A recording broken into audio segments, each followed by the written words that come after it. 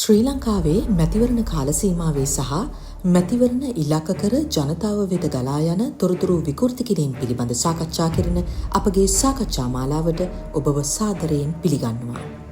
මෙම සාකච්ඡා සඳහා එක්වන විෂය ප්‍රාමාණිකයන් විසින් මෙම ක්ෂේත්‍රයේ සම්බන්ධයෙන් ඔබට පුළුල් දැනුමක් ලබා දෙනු ඇති. එහිදී තොරතුරු විකෘති කිරීම, මැතිවරණ සමයේ ඒවායේ ව්‍යාප්තිය, ඉලක්කගත කණ්ඩායම් සහ තොරතුරු විකෘති කිරීම වැළැක්වීම ඇතුළු මාතෘකා ගණනාවක් ඔස්සේ මෙම සංවාදය ඉදිරියට ගලා යාමට නියමිතයි. විශේෂයෙන්ම මැතිවරණයකදී මහජන මතයට තොරතුරු විකෘති කිරීම බලපෑ හැකි ආකාරයද මෙහිදී විශේෂයෙන් අනාවරණය කෙරෙනවා. එසේම සමාජ මාධ්‍ය ලෝකයේ විකෘති තොරතුරුවල ව්‍යාප්තිය පිළිබඳවත් ඔබ නොසිතන ඉසව්වන් වල විකෘති කරන ලද තොරතුරු ව්‍යාප්ත වී ඇති ආකාරය පිළිබඳවත් මෙම සාකච්ඡා ඔස්සේ ඔබට පුළුල් දැනුමක් ලැබෙනු ඇති. එසේනම් මෙම සාකච්ඡා මාලාව සමග අඛණ්ඩව රැඳී සිටීමට ඔබට ආරාධනා කරනවා. මැතිවරණ උණුසුමත් එක්ක තමයි අපි ඉන්නේ. තොරතුරු අපිට හැම තැනින්ම ලැබෙනවා. ඉතින් එතකොට මේ සමහර වෙලාවට අපිට හරි තොරතුරු වෙනවා, වැරදි තොරතුරු වෙනවා. ඒ නියාමනයක් නැතුව අපිට තොරතුරු ලැබෙනවා. එතකොට අපි කොහොමද මේ දේවල් අඳුරගන්නේ සහ ඒකින් වෙන හානිය කොහොමද? ඒ වගේ දේවල් ටිකක් අද අපි කතා කරන්න බලාපොරොත්තු වෙනවා. සිලෝන් වය අවකාශයට ඔබව ආදරයෙන් පිළිගන්නවා. ඒත් එක්කම අපේ සාකච්ඡාවට අද අපිත් එක්ක එකතු වෙනවා. කොළඹ විශ්වවිද්‍යාලයේ ශ්‍රීපාලි මණ්ඩපයේ ජනමාධ්‍ය අධ්‍යයන අංශයේ ජ්‍යෙෂ්ඨ කතිකාචාර්ය නීතිඥ කලනි ධර්මසිරි මහත්මිය අයබෝවන් ඔබතුමියට. ඒ වගේම මාධ්‍ය නීති සංසදයේ ව්‍යාපෘති කළමනාකාරිණී නීතිඥ දුල්මිනී ඒකනායක මෙනවිය අයබෝවන් ඔබතුමියට. අයබෝවන්. අපි මේ කතා කරමින් ඉන්න තොරතුරු ගැන මොනවද මේ තොරතුරු කියන්නේ? ඔව් මේ සාකච්ඡා මැතිවරණය හා සම්බන්ධ යන නිසා අපිට මැතිවරණ තොරතුරු වලට කලින් ප්‍රමෝදය තොරතුරු කියන කාරණේ පිළිබඳව අවධානය යොමු කරන්න ඕන. අපි ඉන්නේ තොරතුරු යුගයක. ඒ කියන්නේ අපි ඉන්ෆර්මේෂන් ඒජ් එකක මේ ඉන්ෆර්මේෂන් ඒජ් එක දක්වා එන්නටත් බලපාන තොරතුරුම තමයි. මොකද ප්‍රාග්ෛතිහාසික මානවයා ගල් යුගයේ ඉඳලා ඉන්දියානු යුගයේ පසු කරමින් ගොවි යුගයේ දක්වා ශිෂ්ටාචාරගත වෙන්නේ මේ තොරතුරු මත පදනම් වෙමින් මානවයාට තිබෙනවා සදාතනික කුතුහලයක් තොරතුරු සම්බන්ධ. මොකද අපි හරි හැම වෙලෙම කැමති අනිත් අයට වෙන්නේ මොනවාද, සමාජෙ වෙන්නේ මොනවාද කියලා සොයා ගන්න. ඒ නිසා අපිට තොරතුරු අවශ්‍ය වෙනවා. ඉතින් අද වෙනකම් මේ ආපු ගමන එන්නේ මානවයාගේ මේ තොරතුරු පිපාසය, තොරතුරු කුතුහලය මත පදනම් වී තොරතුරු කියන දේ තමයි. එතකොට අද මේ ගල් යුගයෙන් පස්සේ ගොවි යුගයට ඇවිල්ලා අපි මේ තොරතුරු යුගයට එන්නෙම sannivedana හා තොරතුරු තාක්ෂණයේ දියුණුවත් එක්ක. එහෙම නොවුනා නම් අපි ඉතින් අර ගල් ගුහාවකට වෙලා සතෙක් දඩයම් කරන් කොලාතු වැඳගෙන ඉන්න තිබුණා. මොකද ඒ තරමටම අපිට තොරතුරු වැදගත් වෙනවා. අනිත් පැත්තෙන් ගත්තම අපි sannivedanaya කරන්න නැතුව ඉන්න බෑ මානවයාට. ඕනම සත්වයකට, විශේෂයෙන්ම මානවයාට තමන්ගේ සිතිවිලි, හැඟීම්, අදහස් අනිකට ඉදිරිපත් කරන්න විවිධ sannivedana ක්‍රමවේද භාවිත කරනවා. එතනදී විශේෂ වෙනවා කාර්මික විප්ලවයෙන් පස්සේ ලෝකෙට ජනමාධ්‍ය කියලා දෙයක් බිහි වෙනවා. එතනදී විශාල ග්‍රාහක පිරිසකට එකවර ආමන්ත්‍රණය කරන්න අපි ජන sannivedana මාධ්‍යයක් ලෙස ජනමාධ්‍ය සමාජගත වෙනවා.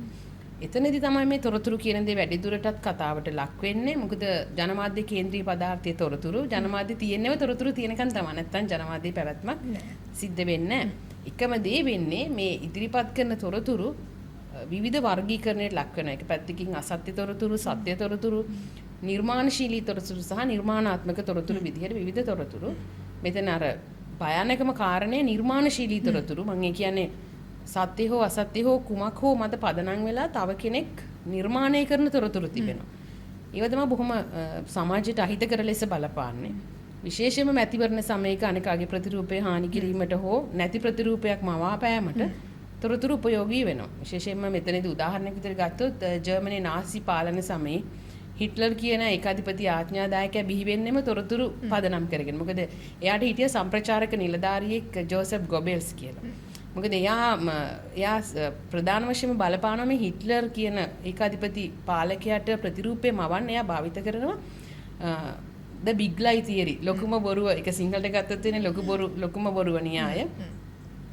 එයා ගොඩනගන මේ සම්ප්‍රචාරක මූලධර්මයේ තුල තොරතුරු මත පදනම් වෙලා එයා ගොඩනගනවා තොරතුරු නිර්මාණය කරනවා හිට්ලර් හා සම්බන්ධ. ඒ ඔස්සේ තමයි ඔහු ඒකාධිපති පාලකයෙක් දක්වා එන ගමනේ තියෙන මූලාශ්‍රය වෙන්නේ. හැබැයි එතන ඇත්තටම සත්‍ය තොරතුරු නෙමෙයි ඔහු ගොඩනගන්නේ. ඉතින් අද වෙනකොට ජනමාධ්‍ය ඊට පස්සේ තොරතුරු හා sannivedana නිසා නව මාධ්‍ය සහ අද වෙනකොට මේ අපි අතේ තියෙන මොබයිල් ෆෝන් එකත් එක්ක එකතු වෙච්ච සමාජ මාධ්‍ය තනිකරම පදනම් වෙන්නේ තොරතුරු මත.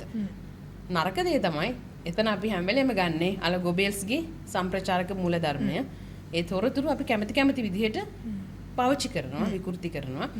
ඉතින් මම හිතන්නේ ඒක තමයි මේ අද වෙනකොට රාජ්‍ය පාලනය විශේෂයෙන් මැතිවරණ කාලේදී අපිට ටිකක් වැඩි දුර කතා බහට ලක් කරන්න වෙන අවධානය ලක් කරන්න කාරණයක් බවට පත් වෙලා තියෙනවා. ඔව් දැන් අපි මේ මැඩම් කිව්වා වගේ දැන් තොරතුරු අපි මේ මැතිවරණ කාල සීමාවේදී විශේෂයෙන් සංසරණය වෙන සහ විශේෂයෙන් අපි ඉන්නේ තාක්ෂණික යුගයක නිසා සමාජ මාධ්‍ය හරහා ඒක වැඩිපුර වෙනවා. ඉතින් කොහොමද ඒ ගැන හිතන්නේ මේ සමාජ මාධ්‍ය හරහා මේ සිද්ධ වෙන? මම සමාජ මාධ්‍ය හරහා මේ දුස්තොරතුරු ව්‍යාප්ත වෙන්නේ කොහොමද කියන කලින් මම මේ මොකද්ද මේ දුස්තොරතුරු වල එක වර්ගීකරණ තියෙනවා. අපි මේ වර්ගීකරණ ගැන කතා කළොත් මුලින්ම අපිට හඳුනා ගන්න පුළුවන් ඩිස්ඉන්ෆෝමේෂන් කියන්නේ අපි හිතාමතාම අසත්‍යයක් පදනම් කරගෙන තොරතුරක් නිර්මාණය කරනවා. එතකොට ඒකෙදී ඒ පුද්ගලයාට ඒ අසත්‍ය නිර්මාණය කිරීමේ චේතනාව තියෙනවා. අසත්‍යයක් හිතාමතාම නිර්මාණය කරනවා. මිස්ඉන්ෆෝමේෂන් එකේදී වෙන්නේ වෙනත් කෙනෙක් නිර්මාණය කරන අසත්‍යයක් අනුදැනුවමකින් තොරව අපි පළ කරනවා. අපි දැකලා තියෙනවා Facebook වල එහෙම ඕනිතරම් ඒ පෝස්ට් එකේ සත්‍ය අසත්‍යතාවය අපි තහවුරු කර ගැනීමකින් තොරව ඒක අපි ව්‍යාප්ත කරනවා. ඒක තමයි මිස්ඉන්ෆෝමේෂන් කියන්නේ. තව වර්ගීකරණයක් තියෙනවා මැල් ඉන්ෆෝමේෂන් කියලා. මේ මැල් ඉන්ෆෝමේෂන් එකේදී වෙන්නේ ඒ තොරතුරු සත්‍යයක්. නමුත් ඒ තොරතුරු භාවිතා කරන්නේ වැරදි විදියකට. අපිට උදාහරණයක් විදිහට ඒ තොරතුරු භාවිතා කරන්නේ දැන් ඒක 2005 දී යම්කිසි පුද්ගලයෙක් කියපු ප්‍රකාශයක්. නමුත් ඒ ප්‍රකාශය ආපහු නැවත පළ වෙනවා නැවත සංසරණය වෙනවා 2025 දී. එතකොට අර 2005 දී තිබුණු බලපෑම නෙමෙයි මේ කතාවෙන් 2025 දී ඇති වෙන්නේ. මේ තොරතුරු තමයි මැල් ඉන්ෆෝමේෂන් කියන්නේ. මේ ආකාරයෙන් වූ වර්ගීකරණයන් ඔස්සේ සමාජ මාධ්‍ය හරහා මේ තොරතුරු විශේෂයෙන්ම දැන් අපි ඉන්නේ මැතිවරණ කාල සීමාවක මේ මැතිවරණ කාල සීමාවේදී සමාජයේ ජනමතයට බලපෑම් කරමින් මේ තොරතුරු අපි දකිනවා සමාජ මාධ්‍ය ඔස්සේ නිරන්තරයෙන්ම පළ වෙනවා. අනිත් අතට ප්‍රමෝදය දැන් ජනමතය කිව්වම ජනමතය කියන්නේ තනිකරම රටක් දේශයක් වෙනස් කරන්න පුළුවන් සුවිශේෂ කාරණයක්. වෝල්ටර් ලිප්මාන් කියන පුද්ගලයා සඳහන් කරනවා ජනමතය කොච්චර ප්‍රබලද කියන එක. දැන් දුල්මිනී මත කරපු විදිහට මේ ඩිස්ඉන්ෆර්මේෂන් හරහා ගෙන එන තොරතුරු දැන් මේ අත කාලීනව අපිට බොහොම ළඟම උදාහරණ තියෙනවා ඩෑන් ප්‍රේසාද් ඝාතනය සම්බන්ධ. ඒ වගේම ගණේමුල්ල සංජීව ඝාතනය සම්බන්ධව ඒ තොරතුරු කොහොමද මාධ්‍ය ඔස්සේ සමාජගත වීම. ඒ වගේම තමයි බොහොම ඛේදනීය කාරණා තමයි ආපදා අවස්ථාවක් විශේෂයෙන් ගම් වතුර වෙන්න පුළුවන් සුනාමි භූමිකම්ප අවස්ථාවල පරණ තොරතුරු නැවත වතාවක් අපි කියන්නේ බුකිය කලඹමින් ඉදිරියට එන අවස්ථා අපි දකින්නට තිබෙනවා. දැන් එතනදී විශේෂම වෙන්නේ ජනමතය හදන එක. අර මම කලින් කිව්වා වගේ ජනමාධ්‍ය ප්‍රධාන කාරණේ ලාජ් ඔඩියන්ස් එකට කතා කරන ගමන් වැරදි දෙයක් ඉදිරිපත් කරන. ගොඩක් කලාවට අර අපි ව්‍යාජ විඥානයක් තමයි ජනමාධ්‍ය ඔස්සේ සමාජගත කරන එක. සමාජ මාධ්‍යයටත් පොදුයි. ඒ කියන්නේ ව්‍යාජ විඥානයක් කියන්නේ එයාලට ඕන විදිහට එයාලට ගැළපෙන විදිහට එයාලගේ පැවැත්ම සඳහා තමයි තොරතුරු නිර්මාණය කරන්නේ. අපි කියනවනේ ඒක මේ නිවුස් ඉස මැනිපුලේට් කරනවා හැම වෙලේම. සැබෑ තොරතුරු ඉවත් කරමින් තමන්ගේ න්‍යාය පත්‍රයට ලාභ ප්‍රයෝජන උදෙසා වෙනස් කරනවා. දැන් සමාජ මාධ්‍යවල බරපතල කාරණේ දුල්පිනි අපි හැමෝම සමාජ මාධ්‍ය පරිශීලකයෝ. ඒ නිසා අපි ඒකට අපි කියනවා මේ පුරවැසි මාධ්‍යකරණයේ අපි ඉන්නේ සිටිසන් ජර්නලිසම්. ඒ නිසා අපි හැමෝම විතක මාධ්‍යකරුවන් බවට පත් වෙන වෘත්තීය මාධ්‍ය විදිහින් අභිබවා යමින්. මෙතනදී අපි කවුරුත් පාලනය කරන්න කවුරුත් නැහැනේ. ඒ නිසා ඍජුව පාලනයක් නැති නිසා අපි කැමති දේ ෂෙයා කරනවා, ලයික් කරනවා නේ, කමෙන්ට් කරනවා. ඒක තමයි අද වෙනකොට බරපතල කාරණේ වෙලා තියෙන්නේ. මෙතන අර ව්‍යාජ විඥානයක් මාධ්‍ය ඔස්සේ ගොඩ නැගුවම මේ අපි හිතනවා ඒක තමයි සමාජ විඥානය කියලා. ඒ ඔස්සේ අපි ඒක සැබෑ විඥානයේ බවට හිතා ගන්න. ඒක නිසාමනේ අපි මාධ්‍යෙන් දෙන ඇඳුම් පැළඳුම් ටික අඳින්නේ නේ. ඒ ෆැෂන් එක අපි භාවිත කරන්නේ. ඒ කෑම ටික අපි කන්න පුරුදු වෙලා තියෙන්නේ මාධ්‍ය ඔස්සේ ගොඩ නැගෙන ව්‍යාජ විඥානේ අපි සැබෑ විඥානයේ බවට පත් කර ගැනීම. ඉතින් එහෙම ගත්තම අර දුස්තොරතුරු කියන එක මැතිවරණ කාලෙදී හරි ව්‍යාජ විඥානය අපේ ප්‍රජාතාන්ත්‍රවාදී මැතිවරණයක මනුස්්‍යය මේ ජනතාවගේ අදහස වෙනස් කරන්න භාවිතා වෙනවන මොකද ඡන්දය දෙන්නත් ඒ තීරණ ගන්න වෙනස් කරන්නත් ලොකු බලපෑමක් කරනවානේ මේ කියන භාෂණය හා ප්‍රකාශනය අයිතිය තුළ දැන් අපි දකින්න ඒ වෙනස් කිරීම 2015 මැතිවරණය කියන්නේ ලාංකේය ඉතිහාසයේ සමාජ මාධ්‍ය ඔස්සේ ප්‍රචාරණය කෙරුණු මැතිවරණය. මොකද එතනදී අපි කවුරුත් නොහිතන ඒ කියන්නේ සාමාන්‍ය භෞතික මැතිවරණ ප්‍රචාරණය ඉක්මවා යමින් සමාජ මාධ්‍ය ප්‍රචාරණය තමයි ඉදිරියට එන්නේ. ඒ ඔස්සේ ඒවකට නිව් වෝටර්ස් කියලා කියන්නේ. දැන් ඔබත් ඔබේ පළවෙනි ඡන්දේ භාවිත කරන්නේ ඒ කාලේ නිව් වෝටර්ස්ලගේ මතය විඥානය වෙනස් කරන්න භාවිත වුණේ සමාජ මාධ්‍ය. අපි ගොඩක් යන්නේ එතකොට රැල්ලට Facebook එකේ ගොඩක් අපි රැල්ලට තමයි ලක්ෂ 6ක නිව් වෝටර්ස්ලා 2015 මැතිවරණේ තීරණාත්මක සාධකයේ වූවේ යම්සේද මෙවර මැතිවරණයේදීත් පළමු වතාවට ඡන්දේ පාවිච්චි කරපු ලක්ෂ 10කට අධික පිරිසක් හිටියේ. ඉතින් එයාලගේ මැතිවරණ තීරණය තීරණාත්මක වුණේ මේ මොබයිල් එකට එන උඩ පහළ යන තොරතුරු. ඒකේ සැබෑව නැද්ද කියන එක තෝරගන්න එක විතක අපිටත් ගැටලුවක් වෙනවා. ඒ කියන්නේ විෂය පරිචය තුල ජීවත් වෙන චරිත කියන්නේ අපි අධ්‍යයනකාරී ඉඳලා අපි සමහර ලාවට දෙතුන් දෙනෙක්ගෙන් අහනවා මේක ඇත්තද මේ මොකද්ද මේ යන පෝස්ට් එකේ තේරුම කියන එක නේ. ඔතෙන්දී 2024 එංගලන්ත මැතිවරණයේදී TikTok මගින් සිදුවුණු අසත්‍ය ප්‍රකාශ යහරහා සිදුවුණු මැතිවරණ ප්‍රචාරණ නිව් වෝටර්ස්ලගේ ඡන්දය හරවන්න සන්ධිස්ථානයක් වුණා කියලා එංගලන්තයේ හොයාගෙන තියෙනවා. TikTok එකේ පළ වුණු අසත්‍ය ප්‍රකාශ එතකොට ඒ හරහා වුණු මැතිවරණ ප්‍රචාරණ මගින් අවුරුදු 18ත් ඒහා සමාන මේ වයස් කාණ්ඩවල ඉන්න පුද්ගලයන්ගේ ජන මතය වෙනස් කරන්න බලපෑමක් වුණා කියලා. එතකොට එතන පැහැදිලි මේ සමාජ මාධ්‍ය ඔස්සේ ව්‍යාප්ත වෙන දුස්තරතුරු මගින් ජනමතය වෙනස් වෙනවා.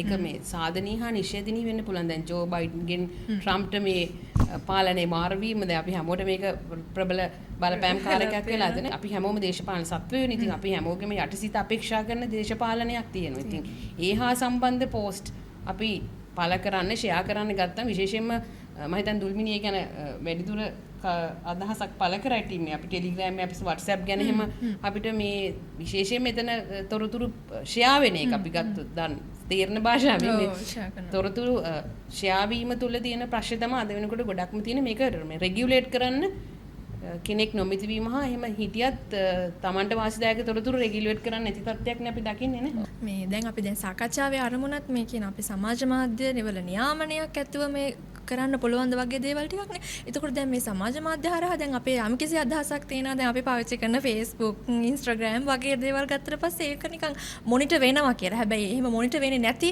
දේවල් සමාජ මාධ්‍ය ජාල තියෙනවා කියලා තියෙනවා. එතන ඒ අදහසක් විතරයි තියෙන්නේ. ඉතින් කොහොමද ඒවා නියාමනය කරන්න පුළුවන්ද? නැත්නම් ඒක කොහොමද වෙන්නේ? ඒක ගැන මොකක්ද හිතන්නේ? දැන් අපි ගත්තොත් අපි Facebook එකේ අපි දැක්කොත් මොකක් හරි යම්කිසි පුද්ගලයෙක් ඉලක්ක කරගෙන අසත්‍ය ප්‍රකාශයක් ප්‍රචාරය වෙනවා කියලා අපිට ඔප්ෂන් එකක් තියෙනවා අපිට ඒක රිපෝට් කරන්න. මේක false information එකක් කියලා.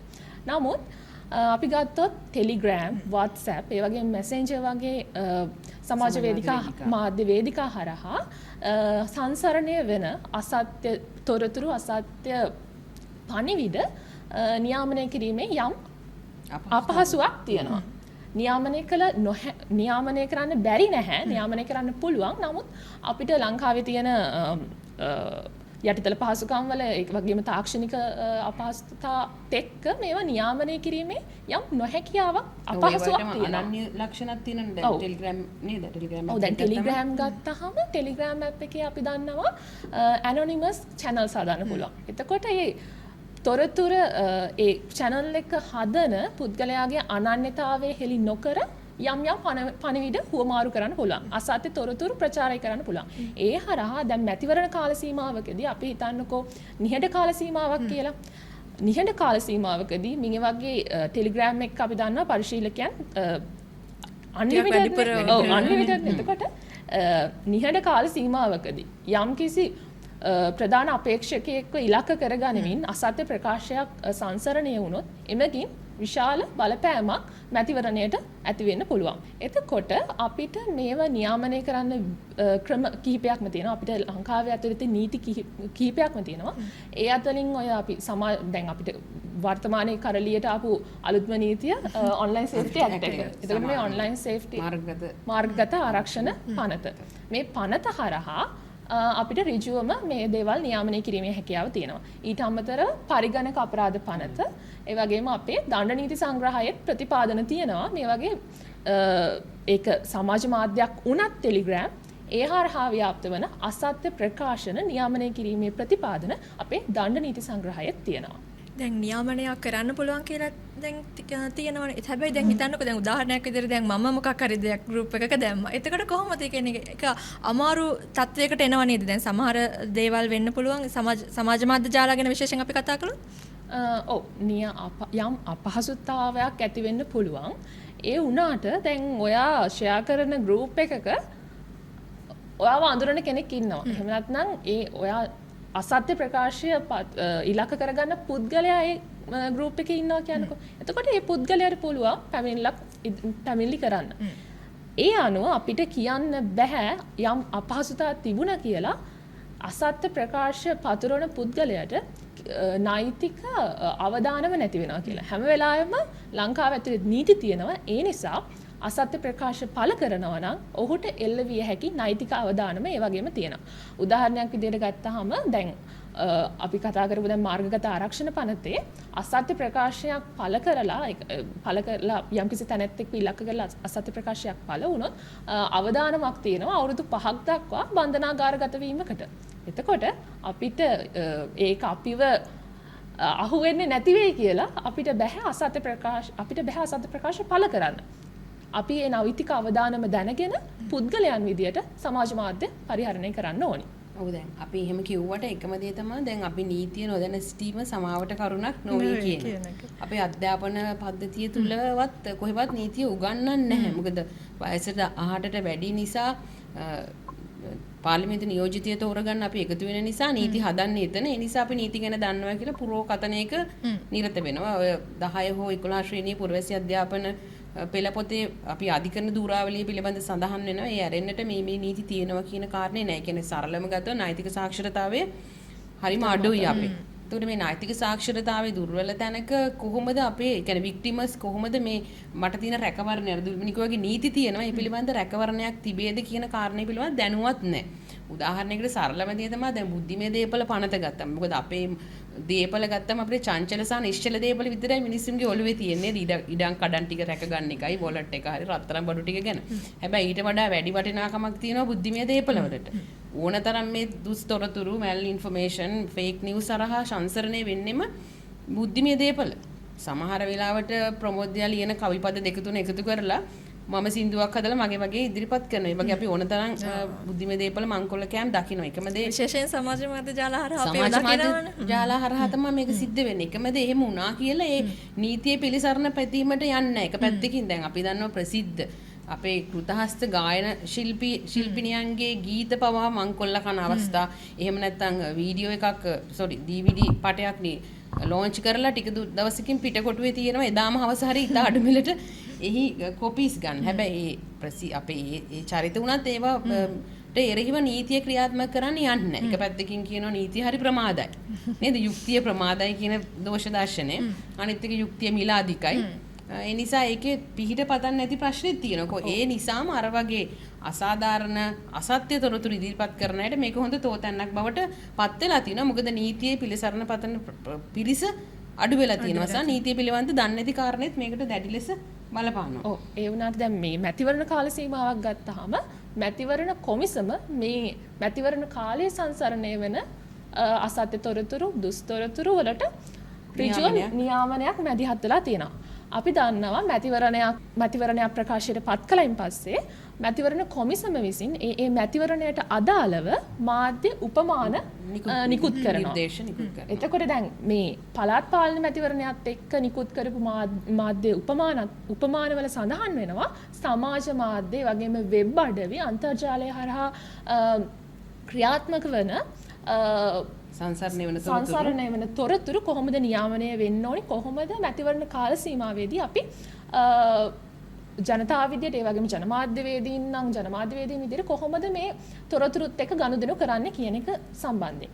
ඒ වගේ අවස්ථාවක මැතිවරණ කාල සීමාවක අපි විසින් අපේ සමාජ මාධ්‍ය හරහා එහෙම නැත්නම් අපේ වෙබ් අඩවියක් හරහා අසාතේ තොරතුරු ප්‍රකාශ වෙනවා නම් ඒ වගේම විශේෂයෙන්ම අපි දන්නවා මැතිවරණ කාල සීමාවකදී වෛරී ප්‍රකාශ ගොඩක්ම දැන් කීර්ති නාමයට හානි කිරීම නැත්නම් අපහාස කිරීම නේද? ඒක සමික එක පැත්තකින් ඒක සිවිල් අපහාසය වෙන්න පුළුවන්. දැන් අපි නීතියෙන් අයින් කරපු සාපරාධී අපහාසය වෙන්න පුළුවන්. ඇත්තෙන්ම දැන් ඒක සාමාන්‍ය පුරවැසියටුනාම අපි දක්න සමහර අවස්ථාවල ජීවිතෙන් සමුගන්න තැනට පවා ඇතැම් පුද්ගලයෝ මේ සමාජ මාධ්‍ය හරහා සංසරණය වෙන වැරදි තොරතුරු නිසා ගමට මූණ දෙන්න බෑ, පවුලට මූණ දෙන්න බෑ. ඒ දේ වෙනවා. අනිත් පැත්තෙන් මැතිවරණ කාලෙදී අපේක්ෂකයට වෙන හානියත් වැඩි. ඒ වගේම තමයි නැති ප්‍රතිරූප බෝල් ප්‍රතිරූප ගොඩනගන්නත් මේ දුස්තරතුරු භාවිත කරනවා. මම අර කලින්ම කිව්වා වගේ ගොබෙල්ස් තියරි එක හැම වෙලේම පාවිච්චි කරමින් නැති ප්‍රතිරූපයක් මවන්න උත්සාහ කිරීමත් හානිදායක නේ දුල්මිනි. දැන් තියෙන කෙනාගේ කීර්ති නාමය හානි කරනවා වගේම නැති ප්‍රතිරූප ගොඩනගලා ඔවුන් මේ දේශපාලනයට එන එක ගම පාලනය කරන්න ඒවත් හරි භයාකාරයි. භයංකර තත්ත්වයක්. ඉතින් ඔබ කිව්වනේ දැන් මැතිවරණ කොමිසමෙන් හඳුන්වා දුන්න මාධ්‍ය උපමාන ගැන. මොකද්ද මාධ්‍ය උපමාන කියන්නේ? කියන්නේ නීතියක්ද එහෙම නැත්නම් ඒක බලපාන්නේ කාටද? සාමාන්‍ය පුරවැසියන්ටද එහෙම නැත්නම් මාධ්‍ය උපමාන නිසා ඒක මාධ්‍යවේදීන්ට බලපාන දෙයක්ද කොහොමද ඒක? මේ මාධ්‍ය උපමාන මැතිවරණ කොමිසම විසින් නිකුත් කිරීමේ පදනම වෙන්නේ ආණ්ඩුක්‍රම ව්‍යවස්ථාවේ 104 ආ ව්‍යවස්ථාව යටතේ තමයි ඒ මැතිවරණයකදී මැතිවරණ කොමිසම විසින් මේ මාධ්‍ය උපමාන පළ කරන්නේ. එතකොට ආපහු ආණ්ඩුක්‍රම ව්‍යවස්ථාවේ 104 ඌවල තියෙනවා මේක මේ මැතිවරණ මාධ්‍ය උපමාන කඩ කිරීමේදී නඩු පවරන්න පුළුවන් රාජ්‍ය මාධ්‍යවලට විතරයි කියලා. එතකොට අපිට කියන්න බෑ මේ මැතිවරණ කොමිසම විසින් පළ කරන නිකුත් කරන උපමාන මාධ්‍ය උපමාන එක වචනකින් අපිට නීතියක් කියන්න බෑ. මේක ආචාර ධර්ම පද්ධතියක්. ඒක රාජ්‍ය මාධ්‍ය වලට ඒ නීතියක් ලෙස බලපානවා. අනිකුත් මාධ්‍ය වලට අනිත් පෞද්ගලික මාධ්‍ය වලට විද්‍යුත් මාධ්‍ය වලටත් අපිට යම් ආකාරයකින් නීතියක් වෙන්න පුළුවන්. මොකද කිව්වොත් අපි දන්නවා මේ විද්‍යුත් මාධ්‍ය කරන මේ සංඛ්‍යාත මහජන ෆ්‍රීකවන්සිස් මහජන දේපල. එතකොට මේ මහජන දේපල පාවිච්චි කරන පුද්ගලික ආයතන වලට වගකීමක් තියෙනවා. ඒ වගේම යාලට බෑ මේ අසත්‍ය තොරතුරු මේ මාධ්‍ය උපමාන කඩ කරන්න. එතකොට මැතිවරණ කොමිසම විසින් යම් ආකාරයකට කිව්වොත් මේ මහජන දේපලක් භාවිතා කරන්නේ ඒ භාවිතා කරමින් මේ මාධ්‍ය උපමාන කඩ කරන්න බෑ කියලා. ඒ වගේ අවස්ථාවකදී ඔවුන්ටත් නීතිමය වගකීමක් එල්ල වෙන්න පුළුවන් හැකියාවක් තියෙනවා. ඍජුවම රාජ්‍ය මාධ්‍ය වලට මේ මාධ්‍ය උපමාන නීතියක් විදිහට බලපානවා. ඒකුත් පාර්ශ්වයන්ට ඒ කියන්නේ වෙබ්සයිට් වෙන්න පුළුවන්, බ්ලොග්ස් වෙන්න පුළුවන්. මේ හැමෝටම මේක ආචාර ධර්මීය ප්‍රවේශයක් සහිත රීතියක්. එතකොට කරන්න පුළුවන්. ඔව්. ඒතර පුරවැසි මාධ්‍යකරණයේ යෙදෙන කට්ටියත් මේක රීතියක් විදිහට අනිවාර්යයෙන්ම පුරවැසි මාධ්‍යකරණයට ඉතාලිය බරපතල ලෙස මේක ගන්න ඕනේ. එකම දේ අර අපි මං කතා කරේ කලිනුත් අපිට නෛතික සාක්ෂරතාවෙත් නැහැ. දේශපාලන සාක්ෂරතාවෙත් නැහැ. අපි කිව්වට මාධ්‍ය සාක්ෂරතාවය තියෙනවා කියලා. ඒක තියෙන්නේ හරි සීමිත පිරිසක් සතුව. මම හිතන්නේ මාධ්‍ය හදාරනවා කිහිප දෙනෙක් සතුව. ඉතින් මෙවැනි සාක්ෂරතාවය එක පැත්තකින් මූල්‍ය සාක්ෂරතාවය සහ IT ලිටරසි නැති රටක ඉතින් මේක කියන්න ඕනේ. ඒ වගේ තැනක අපි මහා පරිමාණයෙන් ව්‍යාපෘති ලොකු දේවල් කතා කරාට අර ග්‍රවුන්ඩ් ලෙවල් එකේ තියෙන මේ සාක්ෂරතාවයේ විවිධ ප්‍රභේද ගොඩනංවනකම් මේ කාරණේ සාර්ථක වෙන්නේ නැත්නම් මැතිවරණ කොමිසම නිකුත් කරපු උපමාන කියවුවා නම් ඒවා ජනමාධ්‍ය ඔස්සේ ප්‍රචාරය වුණා, සමාජ මාධ්‍ය ඔස්සේ ෂෙයා වුණා, පුවත්පත්වල පළ වුණා. මං හිතන්නේ දැන් ඉන්න විශේෂයෙන්ම මේ නිව් ජෙනරේෂන් එක නම් කොහෙත්ම ජනමාධ්‍ය භාවිත කරන්නේ නැහැ. එයාලට ඒක මේ ඩිවයිස් එකක් විදිහට වෙලා අවශ්‍ය වෙන්නෙම නැහැ. ඒ අනුව ගත්තම මැතිවරණ උපමාන කියන දේ පිළිබඳ සමාජයේ දැනුවත් එකම දේ ඒක ක්‍රියාත්මක වීමේ අඩුවක් තමයි භාවිත කිරීමේ අඩුවක් දකින්නට තියෙන්නේ. ඔතෙන්දී දැන් අපි ගත්තොත් මේ සමාජ මාධ්‍ය කියන එකට මේක නීතියක් නෙවෙයි කියලා කතා වුණානේ. හැබැයි අපි දන්නවා මේ දේවල් නිරන්තරයෙන් මේ අපි දන්නවා මේ මැතිවරණයත් එක්ක සිවිල් සංවිධාන මේ මැතිවරණ කාල සීමාවේදී මැතිවරණ අඛණ්ඩතාවය පවත්වාගෙන යන්න සිවිල් සංවිධාන බොහෝ වෙලාවට කටයුතු කරනවා. ඒ වගේ අවස්ථාවේදී යම් සමාජ මාධ්‍ය ගිණුම් හරහා නිරන්තරයෙන්ම අසත්‍ය තොරතුරු ප්‍රකාශ සංසරණය වෙනවා නම් වෛරී ප්‍රකාශ සංසරණය වෙනවා නම් ඒ වගේ අවස්ථාවේදී සිවිල් සංවිධාන තෙවන පාර්ශවයක් විදියට ඉඳගෙන මේ දේවල් මැතිවරණ කොමිසමට ඉදිරිපත් කරනවා. මැතිවරණ පැමිණිලි කරනවා. මෙතෙන්දී මැතිවරණ කොමිසමට පුළුවන් big tech companies Meta, Google, TikTok වගේ big tech companies වලට පැමිණිලි කරන්න මෙන්න මේ contents අයින් කරන්න ඉවත් කරන්න කියලා මැතිවරණ කොමිසමට ඉල්ලීම් ඉදිරිපත් කරන්න ඉවත් පුළුවන්. කරන්න වගේ බ්ලොක් කරන්න. බ්ලොක් කරන්න.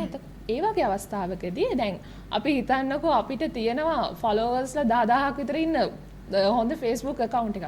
අපේ account එකේ එක content එකක් ගැලවෙනවා කියලා. ඒකට අපේ Facebook account එකේ මේකේ reach එක අඩු වෙන්න ඒකෙන් බලපෑමක් වෙනවා. දැඩි බලපෑමක් ඇති වෙනවා. එතකොට අපි වෙබ්සයිට් එකක් පවත්වාගෙන යනවා නම් ඒ වගේම YouTube channel එකක් පවත්වාගෙන යනවා නම් අපිට වක්‍රාකාරව අපි හිතන්නේ නැති දැඩි බලපෑමක් අපේ මේ සමාජ මාධ්‍ය ගිණුමට සමාජ මාධ්‍ය අවකාශයට ඇති වෙනවා. දැන් මේ විදිහට මැතිවරණ කොමිසම ඉල්ලීමක් කරලා අපේ සමාජ මාධ්‍ය ගිණුමේ එක කන්ටෙන්ට් එකක් අයින් වුණොත් අපිට ඇතැම් වෙලාවට අපි දැකලා තියෙනවා ඒ ගොඩනගාගත්ත ප්‍රතිරූපයම අපි ගොඩනගාගත්ත අපි දන්නවනේ එතනින් ආදායම් උපයනවා කියලා. ඒ සියලු දේවල් නැති වෙන්න හැකියාවක් තියෙනවා. එක මොහොතකින් එක අසත්‍ය ප්‍රකාශයකින්. එක මොහොතකින් එක මේ පොඩි වැරද්දක් වෙන්න පුළුවන්. ඒ නිසා අපි ඒ ගැන මාධ්‍ය උපමාන ගැන සැලකිලිමත් වෙන්න ඕනේ. අනිත් පැත්තට අපිට කියන්න බෑ මේ වක්‍ර බලපෑම විතරක් නෙවෙයි එන්නේ. මේ මාධ්‍ය උපමානවල තියෙන දේවල්ම අනිත් පැත්තෙන් අපේ නීතිවල තියෙනවා. උදාහරණයක් විදිහට මාර්ගගත ආරක්ෂණ පනත තියෙනවා අසත්‍ය ප්‍රකාශ පළ කරන්න බෑ කියලා. ඒ අනුව මාධ්‍ය උපමානවල තියෙන දේවල් අපේ නීතිය අඩංගුයි. ඒ නිසා අනිත් පැත්තෙන් අපිට නීතිමය වගකීම නීතිමය බලපෑමට අපිව හසු වෙන්න පුළුවන්. දැන් අපි කතා කරන්නේ ගොඩක් දේවල්. එතකොට මේ තින තත්වෙන් අපිට ඉස්සරහට යන්නේ ඉදිරියට යන්නේ මේ ක්‍රියා මොනවා හරි ගන්න පුළුවන් ක්‍රියාමාර්ග තියෙනවද නැත්නම් යෝජනා තියෙනවද මොන වගේ දේවල් සම්බන්ධද අදහස මොකද්ද? මගේ යෝජනා ගත්තොත් මම හිතන්නේ දුල්මිනිරත් මේ පිළිබඳ අදහසක් ඇති. මගේ යෝජනා ගත්තොත් මම කියන්නේ මේ සඳහා ප්‍රවේශ 3ක් මම ඉදිරිපත් කරන්න කැමතියි. එකක් තමයි පවතින නීතිය පිළිබඳ දැනුවත්භාවය legal awareness එක. එතනදී විශේෂයෙන්ම social media awareness සමාජ මාධ්‍ය පරිහරණය පිළිබඳ දැනුවත්භාවය හා පවතින නීති පිළිබඳ දැනුවත්භාවය සමාජගත කරන්න ඕනේ. ඒ සඳහා හොඳම ප්ලැට්ෆෝම් එකමත් social media තමයි.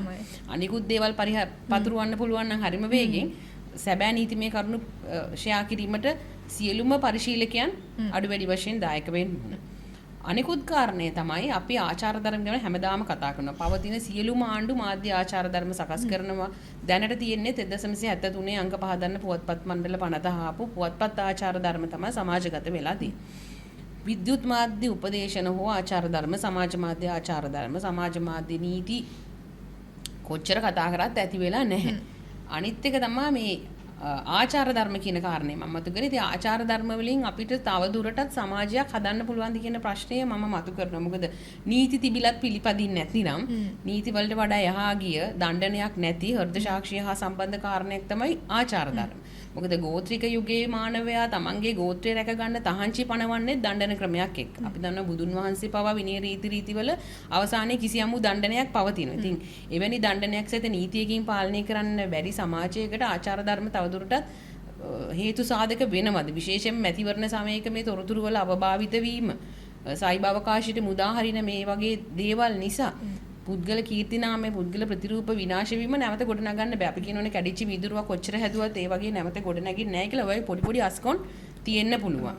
අනිත් එක තමයි ඕක හදන්න පුළුවන් ලේසිම තැන තමයි ලේසිම සහ අමාරුම තැන තමයි අධ්‍යාපනය. දැන් අපි අධ්‍යාපනයෙන් ගොඩනගන්නේ සෑම විටම තරඟකාරී පුරවැසියෙක් ගේන්නේ අනිසි තරඟකාරී පුරවැසියෙක්. ඒතර මහත්මා ගාන්ධි කියනවා අධ්‍යාපනය කියන්නේ 3H concept. ඒ කියන්නේ head heart hand දැනුම ආකල්ප කුසලතා.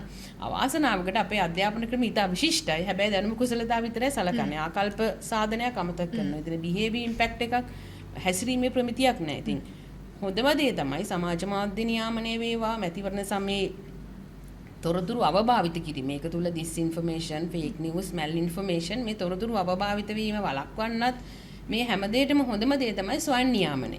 නියාමනයේ විවිධ නියාමන ක්‍රමවේද තියෙනවා. ව්‍යවස්ථාපිත නියාමන, අභ්‍යන්තරික නියාමන සහ නියාමන. ස්වයං නියාමනය තමයි හොඳම දේ. ඉතින් ස්වයං නියාමනය එන්න නම් අපි තුල තියෙන්න ඕන ස්වයං ආකල්ප අනිකාට තොරතුරු වලින් හානි නොකිරීමට. මොකද දැන් තියෙන භයානකම වෙපන් එක තමයි තොරතුරු සහ සමාජ මාධ්‍ය. ඒකෙන් දෙන හානිය අනිත් කිසිදු භයානක අවියකට වඩා ප්‍රබලයි. ඉතින් ඒ වගේ තැනකට එන්න පුළුවන් නම් සමාජයට ආකල්ප වලින් සුසැදී යහපත් සාක්ෂරතාවෙන් පිරිපුණු සමාජයක් වචන වලට සීමා නොවි ඔන්න එතනදී අපිට යමක් කරන්න පුළුවන් නේ. විශේෂයෙන් මැතිවරණ කාලෙකනේ අපි මේ ඉන්නේ. එතකොට මැතිවරණ කාලෙකද මේ දේවල් අඩු කරගන්න හරි කොහොම හරි දැන් යෝජනා මොනවාද? දැන් අපි කතා වුණානේ මේ අපි ඉන්න තොරතුරු අපිට අපි හැම වෙලාවෙම මේ සමාජ මාධ්‍යත් එක්ක පුරවැසි මාධ්‍යකරණයේ නිරත වෙනවා කියලා අපි කතා වුණානේ. එතකොට අපිට වගකීමක් තියෙනවා අපි පළ කරන අපි ෂෙයා කරන පෝස්ට් එකක සත්‍ය අසත්‍යතාවය නිවැරදිතාවය තීරණය කරන්න. ඒ වෙනුවෙන් මම දන්නවා දැන් මැතිවරණ කාල සීමාවක නම් අපිට ඕනි තරම් මූලාශ්‍ර තියෙනවා. අපි ෂෙයා කරන මේ කන්ටෙන්ට් එකක ෆැක්ට් වෙරිෆයි කරගන්න. එතකොට අපිට පුළුවන් අපිට ඔෆිෂියල් වෙබ්සයිට්ස් ෆලෝ කරන්න පුළුවන් මේ තොරතුරු සත්‍යද අසත්‍යද කියලා දැනගන්න. උදාහරණයක් විදිහට දැන් අපේක්ෂකයෙක් ඡන්දයෙන් ඉවත් වෙනවා කියලා අසත්‍ය ප්‍රකාශයක් පළ වෙනවා කියනකො අපිට පුළුවන් මැතිවරණ කොමිසමේ නිල වෙබ් අඩවිය හරහා මේ පිළිබඳ සත්‍ය තොරතුරු ලබා ගන්න. ඒ වගේම විශ්වාසනීය මාධ්‍ය නාලිකා තියෙනවා. ඒ හරහා අපිට මේ තොරතුරු වෙරිෆයි කරගැනීමේ හැකියාවක් තියෙනවා. අපි පුරවැසි මාධ්‍යකරණය කරනවා නම් ඒ වගකීමත් ගන්න ඕනේ. අපි පළ කරන යම් තොරතුරක වගකීම අපි ගන්න ඕනේ. එතනින් අපිට හැම වෙලාවෙම නීතිමය ආරක්ෂාවක් ලැබෙනවා කියලා මම හිතනවා. මොකද බහුතරයක් දෙනාට එයාලා සමාජ මාධ්‍ය පරිහරණය කරනවා කියලම අපි ෆෝන් එකේ ස්ක්‍රෝල් කරගෙන යනවා ඒක ෂෙයා කරනවා ලයික් කරනවා. ඒ ගැන වැඩිපුර හිතන්නේ නැහැ. නමුත් ඒකෙන් වෙන්න පුළුවන් හානි විශේෂයෙන්ම මැතිවරණ කාලෙකදී මේ වගේ සාකච්ඡා ඇත්තටම මේ විදිහට සමාජය දැනුවත් කරන එක ඇත්තටම වැදගත් කියලා අපි විශ්වාස කරනවා. මේ වගේ කාලීන මාතෘකාවක් ඇත්තටම අපි සාකච්ඡා කරන්න අද අපිත් එක්ක එකතු වුණා කොළඹ විශ්වවිද්‍යාලයේ ශ්‍රීපාලි මණ්ඩපයේ ජනමාධ්‍ය අධ්‍යනාංශයේ ජ්‍යෙෂ්ඨ කතිකාචාර්ය නීතිඥ කල්නි ධර්මසිරි මහත්මිය ඔබතුමියට බොහොමත්ම ස්තුතියි. ඒ වගේම තමයි මාධ්‍ය නීති සංසදයේ ව්‍යාපෘති කළමනාකාරිණී නීතිඥ දුර්මිනී ඒකනායක වෙනවියට ඔබතුමියටත් බොහොමත්ම ස්තුතියි. සිලන් වය අපි මේ වගේ වැඩසටහන් වලින් තවදුරටත් ඔබව හම්බ වෙන්නට බලාපොරොත්තු වෙනවා. අපිත් සමග රැඳී සිටියට ඔබට බොහොම ස්තුතියි. සුබ දවසක්.